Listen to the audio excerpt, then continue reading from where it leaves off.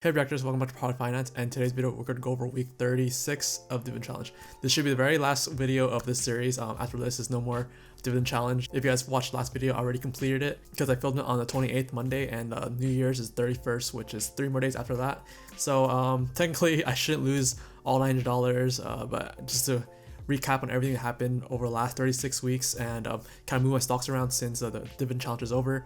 I can freely move stocks around without concern of me passing or failing the challenge. We'll get into that when we go into the portfolio, and then we'll move some stocks around. But yeah, if you're new to the channel, hi, my name is Dennis, and my main focus of this channel is to help people with their personal finances and help them save money, specifically focusing millennials, people younger than that. So if you guys fit in that category, be sure to subscribe to the channel for more content. And with that being said, we'll jump into the video.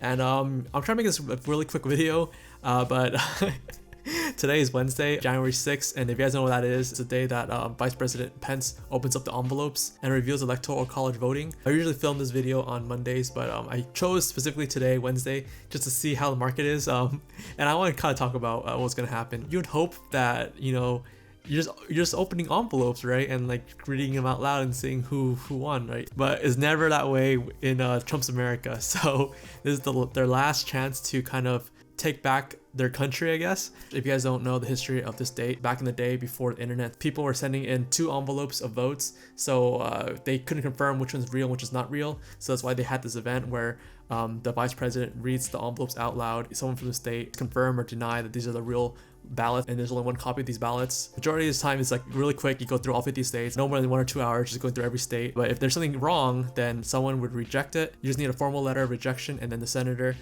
signs off on the rejection. And when the rejection happens, they just break off to their own meetings. The Senate and the House, they break off and have a 2-hour meeting talking about why it's rejected and why they believe it's not the real votes. So in these breakoffs, each of the representatives have 5 minutes to talk. Within 2 hours, they should be voting on yes or no. This meeting shouldn't be used as like a court. There's not supposed to be any litigation. It's just supposed to be like, why do you guys think it's fake? But the Republicans, they're trying to bring out all the stuff that they couldn't get passed through the judge when they try to appeal that the election was rigged and that there was fake votes, stuff like that. Since it got thrown out of every court, they used this platform as a way to protest that the votes are rigged and the votes are stolen from Trump. So we have all of these Trump followers that rejected it, and the Senate signed off. It's kind of sad and pathetic. We kind of knew coming up like, oh, this wasn't going to end that easily. So far, right now I'm filming this at 11 p.m. and Arizona, Georgia, Michigan, Pennsylvania, and Nevada has been called to rejection. It doesn't really matter because both the Senate and the House has to approve the rejection, and the House majority is Democratic, so it wasn't going to pass anyway. So it's kind of just a waste of time. If the House was Republican, we might be a little bit worried, but some Republicans from both the House and the Senate, they kind of disapprove it anyways. I think some of them are kind of smart enough just to know that it's not going to pass. What's the point of dirtying my name? But if the House was all Republican, I'd be a little bit more scared. They could actually make it happen, you know, which if that happens and the House and Senate does overthrow the vote, I think there's gonna be civil war too, because what's the point of us voting if Congress is going to vote for us anyways, and it's kind of like a dictatorship. There's no democracy. I was kind of glad that some Republicans kind of got the sense that this is not the right way to do it. Like, the people voted and there's no proof, zero evidence that there was any fraud. But I don't know, if the House was Republican, maybe they would have a change of heart and trying to take away the people's vote, but that's something that you can't say. So pretty much that's the event that was supposed to happen today. They're just supposed to open envelopes and go through all 50 states and approve who won and lost, you know. But the crazy thing that happened today was at around 11:45, 12 p.m. Pacific Standard Time, 3 o'clock over there, there's a protest that happened and they got into the Capitol's building. That was like insane. I can't believe it. Like, where's the security at, man? It's so like hypocritical. When the Black Lives Matter movement happened and there was a lot of security right from the Capitol just because they were scared that people were gonna get in and break stuff. But when this happened with the protesters from the Trump rally, there was no security. They just got in there, and then you can make the argument that, hey, well, we didn't know this was gonna happen. But like, Trump had a rally earlier in the morning saying like, let's go get him, guys, like let's get him. Like, I'll be marching down there with you. And yeah, it's just a whole like crap show right now. It's unfortunate. I think I just read the news right now, it just came out that 4 people did die due to this protest, which is freaking insane. Like, I don't know, man. But this is not a political channel. I just want to show you guys what happened in terms of the stock when this election thing happened. So we're gonna look at Bitcoin first, and we'll go to Ether. I don't look at crypto real fast because you can see crypto in real time. So you can see in real time here, Oh, you see this dip here? This is when they like got in, dude. It's crazy. It was 11:45. You see here, 11:45, 11:50, 12. It dipped. You know, it's like it's real time, man. So you look at Ether real quick, and same thing happened. 11:45, 12 o'clock. It dipped, and it kind of recovered after that. Once they kind of found out that the Senate was safe, they evacuated everyone from the area. The mayor had a curfew for 6 p.m.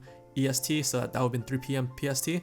So you look at here, 3 p.m. PST. That's when all the police and guards came out and kind of cleared the area. So you kind of see in real time, like it started coming back up, and then they went back into work, like the Senate and stuff like that, around 6 o'clock-ish. So that's about 9 o'clock EST. I was really late for them. I think that's like way past a lot of people's bedtimes. There are people there like in their 70s, so I don't know how they're going to stay awake if they're going to keep rebuttaling, because once you reject one of the states, you have 2 hours to deliberate what's going to happen. As I'm filming right now, they just rejected Pennsylvania, and the Pennsylvania senator approved it, so they're actually going to go break off right now and talk for 2 hours. So right now it's 3 a.m, so the 2 hours is not going to be, they're going to end to 5 a.m. Like, I'm not sure how that's going to work. I think they might just call it a day, and I'll come back tomorrow, because that's really late for them. But after coming back from the lockdown, they have to vote for if it's going to pass or not, and I think the Senate also voted 93 to like 6, and the House, obviously all Democrats vote, so that was already majority vote on that side. And when they came back, they kind of a lot of the Republicans that were gonna reject the other states, they kind of had a change of heart, seeing like after people got hurt and stuff like that. So when Georgia, Michigan, and Nevada got announced for their turn, because they go alphabetical, some House members rejected those states, but then they had no Senate approval on the rejection letter. There's no validation to the rejection letter, so then they moved on. So those 3 went by real quick, and then when it got to Pennsylvania got held up, so now they're on break for 2 hours. So you can kind of see the riot that happened right here, dip, same thing with Bitcoin right here, the dip. Kind of slowly tell that the closer Biden gets to winning, the higher Bitcoin will become, because with Biden winning, it's confirming that the House is gonna be all blue, the Senate's gonna be all blue, and Biden's gonna be all blue, meaning that we most likely get this $2,000 stimulus check, dollar goes down, and then crypto goes up, because Bitcoin has a set amount of coins and it's gonna be what it is for the rest of its eternity. Similar to gold, USD is based off gold, but we're printing money, so it's not really based off gold anymore. It's kind of devaluing the price. So I'll go back to the following week, coming to this date, the 6th, and you can see it's been like trending upwards. 4th, I think a lot of companies just died that day. I believe it was because of the coronavirus vaccine.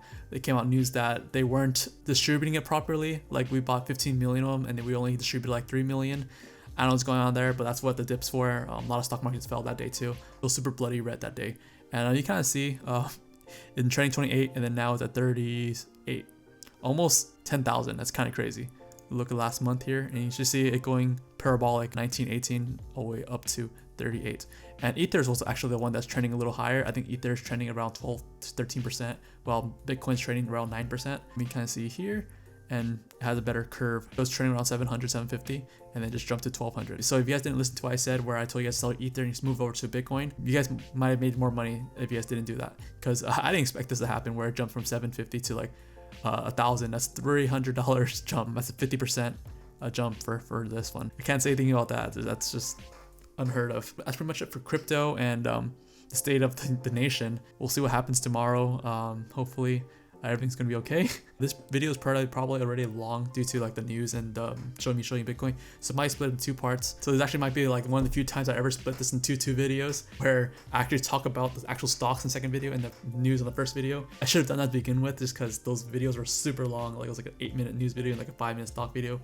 2 different genres. But yeah, that's pretty much gonna wrap it up for this video. I'll probably shoot out the next video and like tomorrow. So let me know down below how you guys think the nation's gonna be, if we're gonna make it to the 20th, man. I don't know. I don't know if we're actually gonna make it to the 20th. It's kind of crazy. There's a Confederate flag in the Capitol building. It's just mind-blowing. It was slightly entertaining, but overall it was kind of just sad and pathetic as a nation, embarrassing as a nation. Other countries looking at us, and yeah, this is just super embarrassing. But that's gonna wrap it up for today's video. Be sure to give it a thumbs up if you guys liked the video, subscribe to the channel for more content, and notification bell for all the updates, and I'll see you guys in the next one. Bye.